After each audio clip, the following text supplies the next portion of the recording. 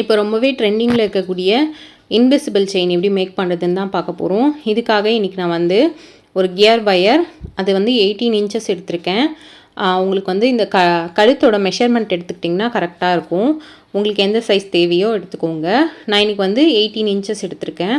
இப்போ வந்து அந்த கியர் வயரை கட் பண்ணிடலாம். கட் பண்ணி எடுத்துக்கிட்டு ஃபஸ்ட்டு என்ன பண்ண போகிறோன்னா ஒரு கியர் லாக் வந்து இதில் ஆட் பண்ண போகிறோம்.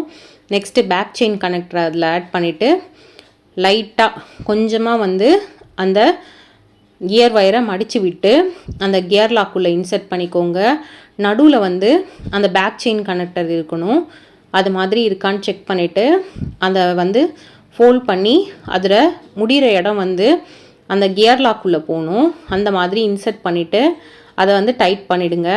இப்போ வந்து ஆப்போசிட் சைடை ஓப்பனில் வச்சுருக்கோம் இல்லையா, அந்த இடத்துல தான் வந்து நம்ம ஒவ்வொரு பீடாக ஆட் பண்ண போகிறோம்.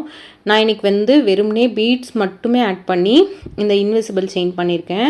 ரொம்பவே நல்லா வந்திருந்தது. இதே மாதிரி நீங்கள் வந்து நம்ம சேனலில் நிறைய இன்விசிபிள் செயின் எப்படி மேக் பண்ணுறதுன்றத டீட்டெயில்டாக போட்டிருக்கேன். ஸ்டெப் பை ஸ்டெப்பாக செக் பண்ணி பாருங்கள். ஃபஸ்ட்டு வந்து ஒரு கியர் லாக் ஆட் பண்ணிக்கலாம்.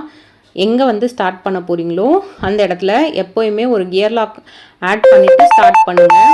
நீங்கள் வந்து ஒரு சிங்கிளாக பண்ணுறதானாலும் சரி, இல்லை மல்டிபிள் செயின்ஸ் பண்ணுறதானாலும் ஸ்டார்ட் பண்ணும்போது ஒரு கியர் லாக் போட்டு ஸ்டார்ட் பண்ணிக்கலாம். அதுக்கு அடுத்தடுத்து வந்து பீட்ஸ் ஆட் பண்ணிக்கலாம். நான் இன்றைக்கி 2 3mm பீடு வந்து ஓரத்துலேயும் ஒரு 5mm பீட் நடுவுலையும் வச்சுட்டு இதை போட்டுகிட்டே வரேன். இந்த இன்விசிபிள் செயின் வந்து நீங்கள் சில்வர் கலர்லேயும் பண்ணலாம், கோல்டன் கலர்லேயும் பண்ணலாம். நான் இன்றைக்கி உங்களுக்கு வந்து கோல்டன் கலரில் தான் பண்ணி காமிச்சிருக்கேன். நீங்கள் உங்களுக்கு இந்த கீர் வயர், கீர் லாக்கு, இந்த சாம்ஸு எல்லாமே வந்து உங்களுக்கு சில்வர் கலர்லேயுமே அவைலபிளாக இருக்குது. இதே மாதிரி கோத்துட்டே வாங்க. நடு சென்டரில் மட்டும் வந்து பார்த்திங்கன்னா 2 கியர் லாக் போட்டுக்கணும். எதுக்காகனா ஒன்று ப்ரீவியஸ்க்கு, ஒன்று வந்து நெக்ஸ்ட்டுக்கு.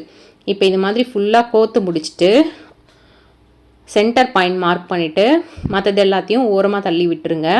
தள்ளிவிட்டு அந்த சென்டரில் வைக்க போகிறோம் பார்த்திங்களா, அதை மட்டும் அந்த இடத்துல ப்ளேஸ் பண்ணி அந்த இடத்துல இருக்க கியர் லாக்கை டைட் பண்ணிக்கோங்க.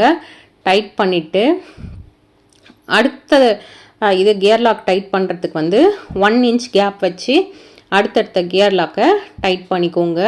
இப்போ எல்லாம் கரெக்டாக கோத்து முடிச்சிட்டோமான்னு பார்த்துக்கலாம். பார்த்துட்டு அதுக்கு ஆப்போசிட்டில் இருக்க அந்த பேக் செயின் கனெக்டரை க்ளோஸ் பண்ணிடலாம். அதுக்கு ஃபஸ்ட்டு வந்து ஒரு கியர் போட்டுட்டு அதுக்கப்புறம் அந்த ரிங் போட்டுடுறோம். போட்டுட்டு ஸ்டார்ட் பண்ணும்போது ஃபோல்ட் பண்ணி அந்த இதுக்குள்ளே இன்சர்ட் பண்ணி கியர் லாக்கை டைட் பண்ணோம் இல்லையா, அதே மாதிரி டைட் பண்ணிக்கோங்க. அந்த கியர் லாக் வந்து வெளியில் இருக்க மாதிரி இருந்ததுன்னா குத்தும். அதனால் கரெக்டாக அந்த கியர் லாக்குள்ளே அந்த வயரை வச்சு கட்டிங் பிளேயர் வச்சு நல்லா ப்ரெஸ் பண்ணி விட்டுருங்க.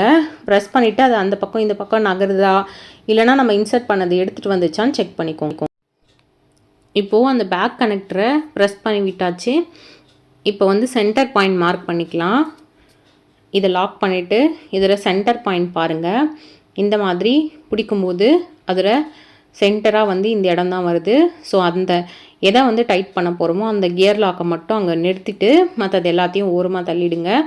தள்ளிவிட்டு அதே மாதிரி ஆப்போசிட்டில் இருக்க பீட்ஸ் எல்லாத்தையும் ஒன்றா சேர்த்து அந்த இடத்துலையும் டைட் பண்ணிவிடுங்க. இப்போ வந்து அடுத்த கியர் லாக் நம்ம எங்கே வைக்கணுங்கிறத இன்ச் டேப் வச்சு மெஷர் பண்ணிக்கலாம். இப்போ இந்த இடத்துல வருது.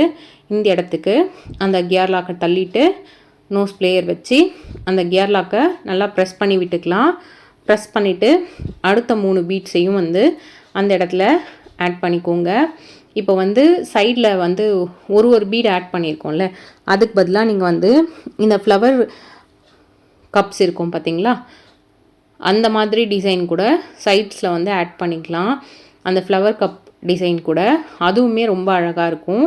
நான் நெக்ஸ்ட் வீடியோவில் அதை எப்படி பண்ணுறதுன்னு போடுறேன், செக் பண்ணி பாருங்கள். இப்போ ஒரு சைட் முடித்தோம், ஆப்போசிட்லேயும் இதே மாதிரி செஞ்சு முடிச்சிடலாம். வாவ், பார்க்கவே ரொம்ப சூப்பராக நல்லா வந்திருந்தது. ட்ரை பண்ணி பாருங்கள். உங்களுக்கு எப்படி வந்ததுன்னு கமெண்டில் சொல்லுங்கள்.